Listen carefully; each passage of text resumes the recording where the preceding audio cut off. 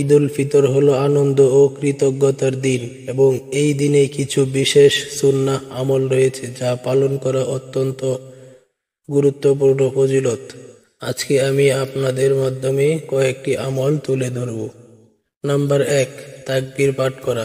ঈদের দিন রাতে ও ঈদের দিন সকালে তাকবীর বলা সুন্নাহ। তাকবীরটি হলো আল্লাহু আকবার, আল্লাহু আকবার, লা ইলাহা ইল্লাল্লাহ, আল্লাহু আকবার, আল্লাহু আকবার, ওয়ালিল্লাহিল হামদ। 2, সেহরার পর ফজরের নামাজ আদায় করা। সেহরার পর ফজরের নামাজ জামাতে আদায় করা এবং ঈদের নামাজের জন্য প্রস্তুত হওয়া উত্তম। 3, গোসল করা ও পরিষ্কার পরিচ্ছন্ন থাকা। ঈদের দিন সকালে গোসল করা ও সুন্দর পরিপাটি পোশাক পরিধান করা এবং সুগন্ধি ব্যবহার করা সুন্নাহ। 4, মিষ্টি জাতীয় খাবার খাওয়া।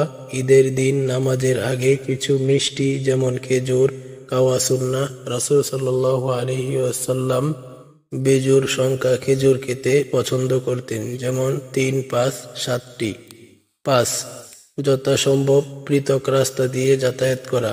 ঈদগাহে এক রাস্তা দিয়ে গিয়ে অন্য রাস্তা দিয়ে ফিরে আসা সুন্নাহ। 6, ঈদের নামাজ আদায় করা। ঈদের নামাজ আদায় করা অন্যতম গুরুত্বপূর্ণ সুন্নাহ। এটি খোলা ময়দানে আদায় করা উত্তম।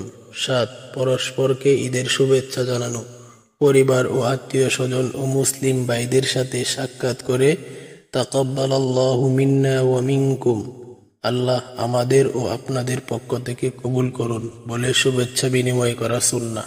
8, সাদকাতুল ফিতর আদায় করা।